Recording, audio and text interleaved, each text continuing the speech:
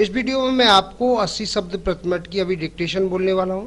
तो अपनी नोटबुक और पेंसिल लेकर के डिक्टेशन लिखने के लिए आप लोग तैयार रहें। यह डिक्टेशन आपकी स्पीड को भी बढ़ाएगी और गलतियों को भी कम करेगी।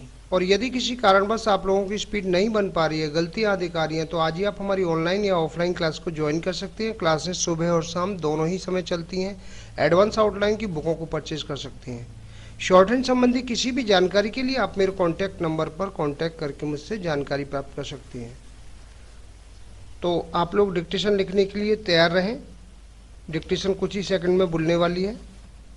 रेडी।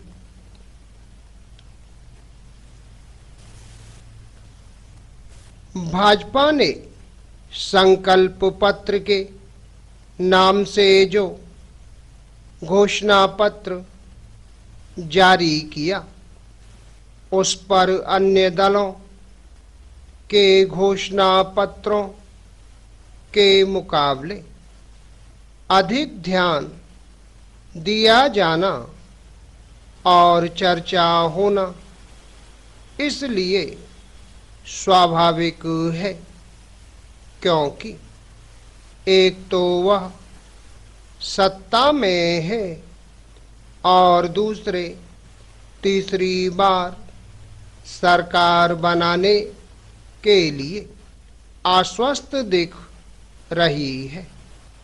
भाजपा ने अपने संकल्प पत्र के माध्यम से न केवल विकसित भारत का खाका पेश किया है, बल्कि देश को आत्मनिर्भर और विश्व की तीसरी बड़ी अर्थव्यवस्था बनाने का भरोसा भी दिलाया है। अपने इन वादों को महत्व देने के लिए उसने उन्हें मोदी की गारंटी के रूप में इसीलिए पेश किया है, क्योंकि वह इस समय सबसे लोकप्रिय नेता हैं और भाजपा उनकी छवि और लोकप्रियता के सहारे ही चुनाव जीतने की तैयारी कर रही है। इस सब के साथ यह भी एक तथ्य है कि अन्य दलों की तरफ से भाजपा ने भी कुछ लोक लुभावन वादे किए हैं।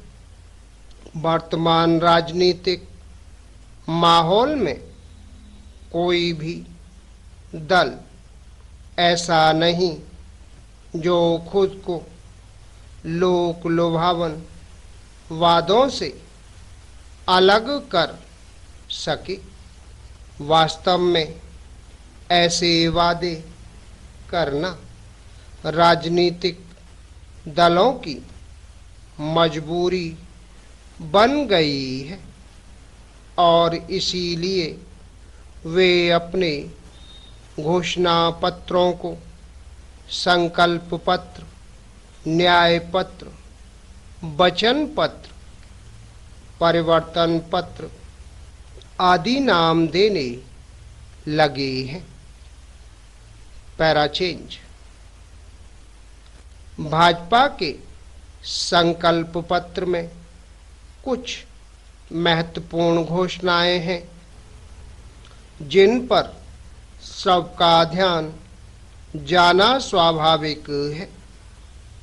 एक तो इस घोषणा पत्र के जरिए यह स्पष्ट किया गया कि मोदी सरकार अपने तीसरे कार्यकाल में समान नागरिक संहिता लाने जा रही है और दूसरे वह एक साथ चुनाव की दिशा में भी कदम बढ़ाएगी।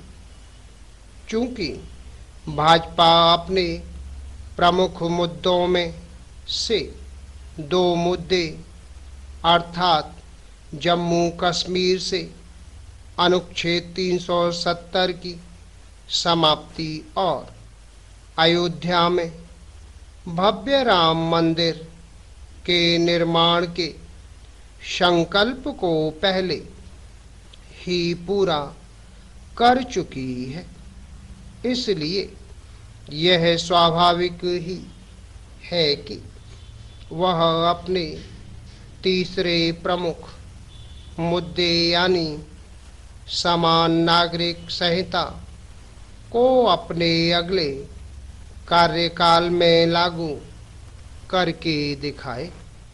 जहां तक एक साथ चुनाव की बात है, भले ही कांग्रेस समेत अन्य विपक्षी दलों ने इस विचार का विरोध किया हो, लेकिन समय की मांग है कि एक साथ चुनाव की दिशा में आगे बढ़ा जाए।